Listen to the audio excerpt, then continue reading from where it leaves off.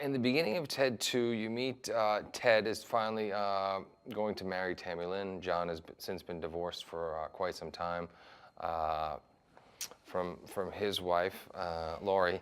And as much as John's excited for Ted, he's also pretty depressed about his situation, how his relationship kind of deteriorated. They're getting married in the same church. And of course, John is Ted's best man. And shortly after, they're married, reality sets in, and so Ted is now trying to figure out a way to save his marriage, and then they go on a journey to allow Ted to become a dad. John and Ted are the ultimate buddies. In the first movie, John was trying to walk that fine line of maintaining his relationship with his best friend, but also becoming more mature and becoming the man that his girlfriend and future wife wanted him to be. And they're still hanging out as often as possible, getting into trouble. They share all the same interests in movies and pop culture and all those things, and they also they like to have a good time.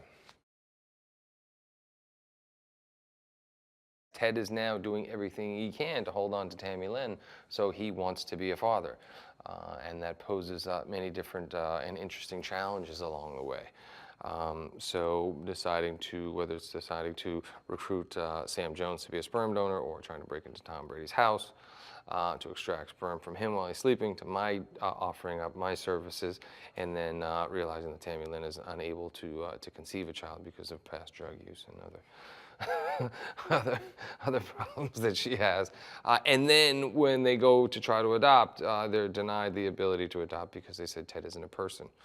And then we're going to go and try to prove that Ted is, in fact, a person. We go to her uncle, who is this very high-powered attorney in Boston, and he doesn't want to deal with this sort of thing. So he basically just kind of pawns us off to his niece, who has just passed the bar. And so, she gets some experience. We get a lawyer pro bono, but we hit it off right away. Even though we have different interests, at the core, she's a very, very good person, and we recognize that right away. And we do have that common interest in enjoying marijuana from time to time, which helps us bond quickly.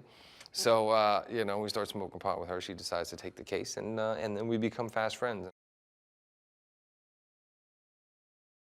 We have a real cause here, and I think people are really going to want to root for Ted and see him succeed, and to see John find himself in a relationship that makes sense is going to work.